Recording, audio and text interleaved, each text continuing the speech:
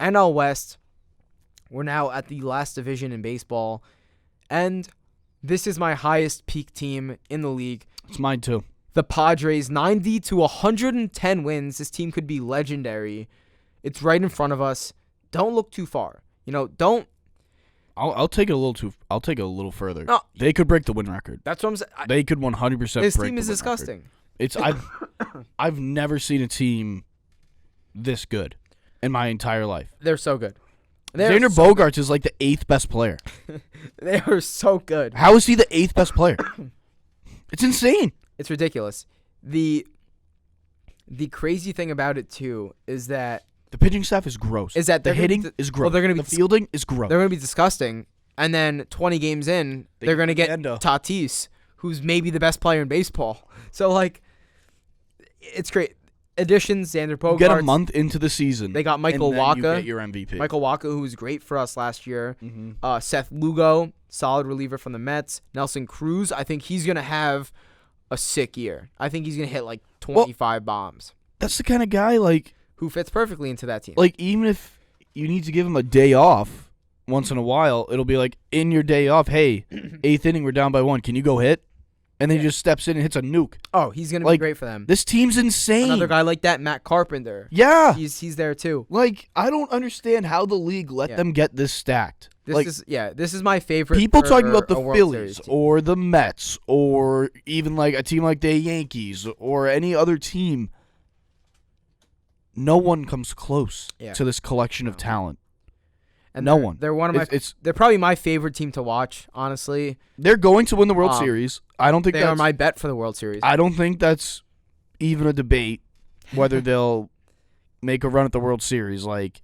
They're gonna win it. And I also think insane. Juan Soto, now a year in, he's gonna have a major turnaround from a little disappointing year last year. I think he's gonna be. He had a lot of drama going on. He's gonna be great this year. It was kind of where's Soto gonna go, and then he goes there, and then he doesn't quite. It takes a while to get acclimated to a new team. Another a team that I want to mention that I think is going to be. I think they're still gonna be great. Don't get me wrong, but definitely a step back. I have them where the Astros are a little bit. 87 to 97 wins. The Dodgers. They lost Trey Turner. They lost Justin Turner, and Tyler Anderson to who got him? Was it the Angels that got him? Yeah, the Angels. And they lost Kevin Lux to injury. They added JD Martinez, David Peralta, Noah Syndergaard. I don't think this team's as good as people think. I think they'll be good just because they're the Dodgers. They still got Mookie Betts. They still got Freddie Freeman. They still got great pitching. Kershaw, Urias, Buehler. I don't think this team's going to be as good as people think though. I think they could win 98 games. I think they're going to be a great team. I think they're far better than the Astros. I think they're in a far better spot than the Astros are in. But I understand your comparison a bit, where it's maybe the magic has rubbed off a little bit. It's not the same as it was. I think so. But who knows? This team could get hot and go on one more run. We don't know that they couldn't. And they could. And a lot of what they're doing has been not spending too much money, which what people think is their prime to make a run. They keep giving Kershaw Shohei, 1-year deals too. They're making Kershaw a very manageable asset. It seems like they're doing all this to make Shohei and Soto, or at least one of them, very attainable this offseason. So we'll see. They're going to be great. And next year, they're probably going to be even better than they are this year. I think this year is a little bit of a buffer year, though.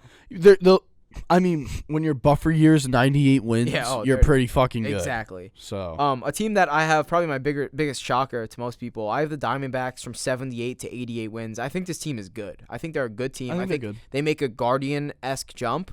I don't think I see playoffs yet just because of how good the division is, but I really like this core. They've Zach Gallen. Keep an eye on him for Cy Young. He's going to be great. They've got Ketel Marte, one of my favorite players. Christian Walker, completely underrated. So underrated. He had a great year last year. Power, everything. Merrill Kelly, solid pitcher as well. Now, keep an eye out. Gabe Moreno, their catcher, they got him from Toronto. I think he may just break out this year. He's a really solid, a lot of contact to him. He's got a little bit of pop as well. Carson Kelly, their starting catcher's out for a few months.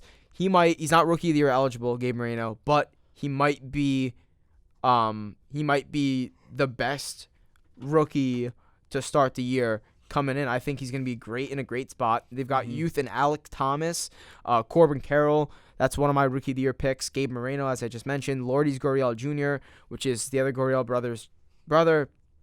Watch out for this team. They're going to pop. The division is hard for them to make the playoffs, but I love the additions. They also brought in Evan Longoria, a little veteran presence, and Andrew Chafflin. So I think this team's good. I think this team's solid. Yeah. And I have them over the Giants. So I think the Giants will be ahead of them, but by like a game. I think they'll be close. I'm not going to chirp you for saying that the Diamondbacks will be. I don't think the Giants are that good. I don't think they're a great team. I don't think so either. I think they're like extremely average. Well, you lose out on Carlos Correa. You lose out. That's on another Judge, thing that hurts. And then you lose Rodon, and you replace him with Mitch Haniger, Michael Conforto, Taylor Rogers, Sean Manaea, Jock Peterson. I mean, those aren't guys that can't play.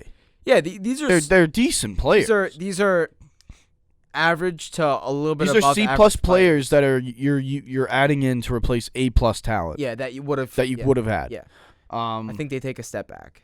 I agree. I mean, they're not really taking a step back from much. They weren't very good 2 years ago. Yeah, they were phenomenal 2 years ago. The Rockies, yuck. Yeah, they suck. Yuck. Even in that altitude, 55 to 72 wins is my range. The Giants have them from 70 to 87 wins, but there's not a lot to go on. No, it's like the Key and Peele skit. Not a lot to go on. Yeah. Chris Bryant, CJ Cron, good.